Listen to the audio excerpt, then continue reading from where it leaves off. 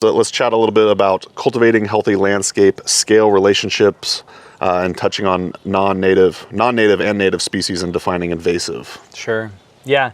I think that, going back to thinking about how many folks are on this landscape at any time, I think that one of the big pieces of work that we have that's, it's soft work. It's not going out in the field and pulling weeds, or maintaining a trail. Yeah. It is working with the community of folks who visit this place and helping them understand what being in healthy and right relationship to these landscapes looked like. And I think that that's something that a lot of folks are thinking about culturally, being in right relationship with one another, being in right relationship with communities we're not a part of. And the plants and animals that live in these natural areas, that's another community that we need to consider in the same light.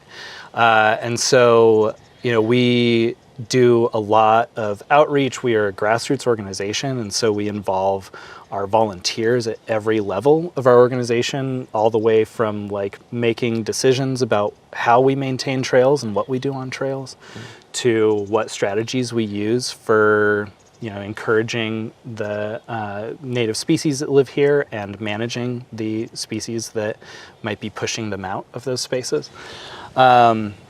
And so that's a big cultural project that we're engaged in. And I think it's worth noting too that humans have been a part of the ecology of the ecosystems that we have been indigenous to for as long as we've existed. And so othering humans from the landscapes that we're existing in is, that disconnection, I think, gives a lot of folks a license to be less caring and less responsible. That makes sense. On those landscapes. Yeah. I like the term othering. I've never heard that before. Yeah, it's just whatever isn't you. Yeah. And it's easy to do that with things that don't have eyes. Right. And I think that's one of the things that's really beautiful about the herbalism community is that the relationship with plants is such a keystone of the work. Yeah. And I think that I can speak for a lot of the folks in the conservation world where that's the same for us. Yeah. I have deep personal relationships with Danthonia californica that grows on the coast where I grew up, and it grows in Olympia, Washington, where I learned so much, and it grows here in the valley. It's just a plant that's existed everywhere that's been important to me. And I think that recognizing the role that we have in opening folks' eyes and awareness up to what that plant is in the first place, that's one of those first steps. And so a lot of that too is thinking about, what is a native plant? What is a non-native plant? What does invasive mean? And what are, and we are working with another term, which is encroaching. And so, native plants are those plants that have been evolving on these landscapes for millions of years. They've been co-evolving. They have relationships with one another. They have relationships with the indigenous people who have been here for time immemorial. And those relationships have been disturbed in big ways by Euro-American colonization and the plants that have come with that institution. And so, non-native species represent all of that import that has happened.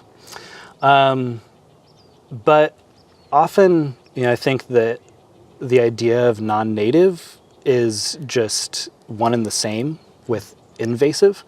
And I think that there's a lot more depth there that is important to consider. So, invasive species are ones that I really think of as not being in right relationship with their neighbors, right? It's a behavior. And these species, they're not choosing to be malevolent. You know, they don't have a sense of morality.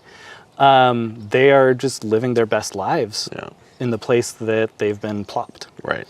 And so, you know, when we start to work with plants like blackberries, like Scots broom, like teasel, it's another relationship.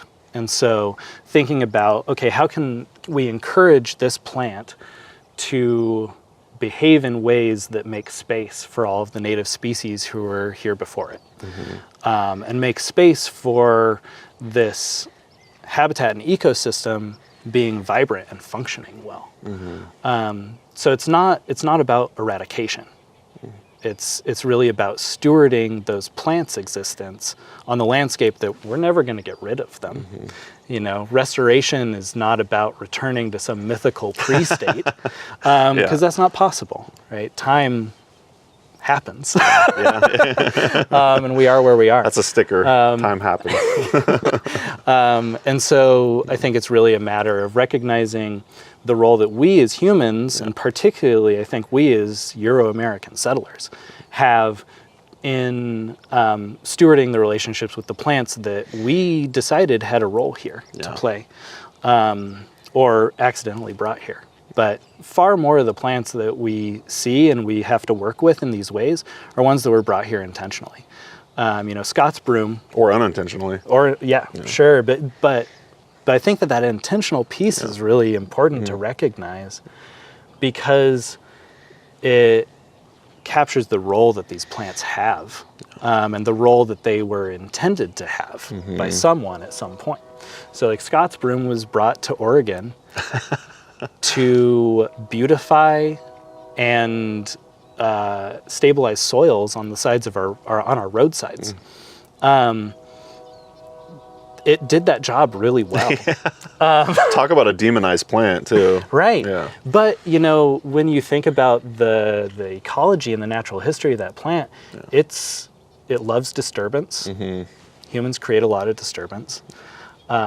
It fixes nitrogen in those soils, which is beneficial to all sorts of plants, native and non-native. And yeah, those yellow flowers are really pretty if you don't necessarily have all of the other context for what that plant is doing on the landscape, right? And so recognizing that, that plant had a role to play, and we brought it here. It played that role for us really well, and now you know, the genie's out of the bottle, and it's doing what it needs and wants to do, and what it has evolved to do, where it came from for millions of years. And so, I think that just all feeds into this like landscape scale idea of relationships and and just acting in healthy ways where we live, and in the places that we enjoy. I think that was so beautifully put. I think you should honestly consider teaching at an herb conference. I think a lot of people would really dig it. It was very beautifully put. You're not demonizing the plants. You're talking about stewardship versus eradication. Just a really cool way to look at it. There's a book, I want to say, it's called like Evil Plants. have you heard of this? Like, I haven't. I think it's basically about different plants throughout history who've been used, like, say, to poison people or whatever. And it's just, I'm not really digging, like, you know, putting those types of labels on plants, because they're thriving, and they, I guess, serve a function and all that stuff. Yeah. But you put that really beautifully. Keep rambling. Great, will do. Native, non-native is very divisive. I like how you did weed in quotations too. What's the quote? A weed is a plant whose virtues are unknown. Yeah. Ralph Waldo Emerson. Yeah. It's I love that quote, and it's like the herbal community. I mean, my spirit plant's dandelion. You know what I mean? Which is like the weed. Are you getting all this? I am. Okay. No, it's all good.